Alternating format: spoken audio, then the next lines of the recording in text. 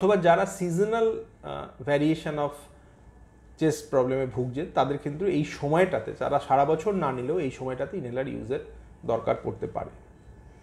যারা অ্যালার্জিজনিত প্রবলেমে ভুগছেন তারা যে অ্যালার্জিক ওষুধগুলো আছে, অ্যান্টি অ্যালার্জিক, মন্টেলিউকাস্ট কিংবা লিভোসেট্রিজিন এই কম্বিনেশন অথবা অন্যান্য কম্বিনেশনের ওষুধগুলো কিন্তু এই সময় নিতে পারেন, যে তাদের হঠাৎ করে নাক দিয়ে জল পড়া, হাঁচি হওয়া, একটা তার থেকে একটা চেস্ট ইনফেকশন প্রেসিপিটেট করা, এগুলো কিন্তু এই সময় হতে পারে।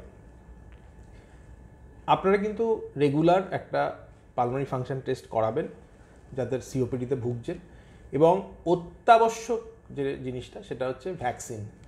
ভ্যাকসিন কিন্তু আপনাদের এই ছোটোখাটো যে ভাইরাল ইনফ্লুয়েঞ্জা কিংবা ব্যাকটেরিয়াল ইনফেকশনগুলোকে মারাত্মক আকার ধারণ করতে অনেকটা বাধা দেয় এবং হাসপাতালে ভর্তি হওয়ার চান্সটা অনেকটা কমিয়ে আনে।